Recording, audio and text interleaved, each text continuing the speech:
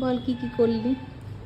Straightening করলাম, massage করলাম, মানে ফেস মাসাজ, আর সাথে হচ্ছে আইব্রো তুললাম। এই তো। স্ট্রেটনিং এর রেজাল্ট কিরকম?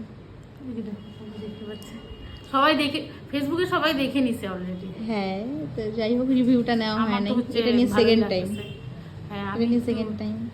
তো এই স্ট্রেটনিং এর জন্য আমাকে কত অত্যাচার করছিস সেটা একটু বল। অত্যাচার করছি কারণ হচ্ছে আমার মনটা শান্তি পাচ্ছিল না, কিন্তু এখন আমার মনে হচ্ছে আমাকে ভালো লাগছে। মানে স্ট্রেটনিং এর 5 মাস আগের থেকে মানে আমি খালি মেসেজটা একটু স্ক্রিনশট মেরে যদি না, না, দেখাতে এটা পারি দিস না, এটা দিস না, হোয়াটসঅ্যাপে এরকম যে করিস না। কতগুলো মেসেজ ঢোকে, এলাম না একটা দুইটা করে হ্যাঁ, ঢোকে। আলটিমেটলি ওকে ভালো লাগাটা দিয়ে কথা, সেটা কি লাগতেছে বল?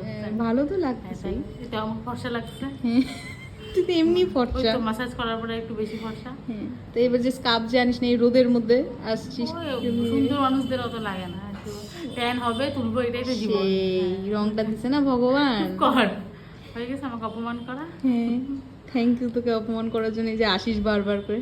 আবার সেদিনকে আসবো, যে ঝাড়টা আবার দিছি, জ্বালাবো। সেদিনকে যে সেদিন ঝাড়টা মেসেজে দিলি, খুব অপমান করছিস, চুপ কর তুই। আমি দুঃখ পাইছি, সত্যি দুঃখ পাইছি, এতবার আসার পরে যদি মানুষ এরকম অপমান করে চেনা লোকজন। ছি, ছি, ছি। না তো দেখ তোকেই তো অপমানটা করবো, অন্য কাউকে তো আর বলাটা যায় না এইভাবে, তোকে যেমন তাও তো বলা আমি যায় আবার আজকে আসি, নির্লজ্জের মতন নাকি। তো করবো না এগুলা। ঠিক আছে চল।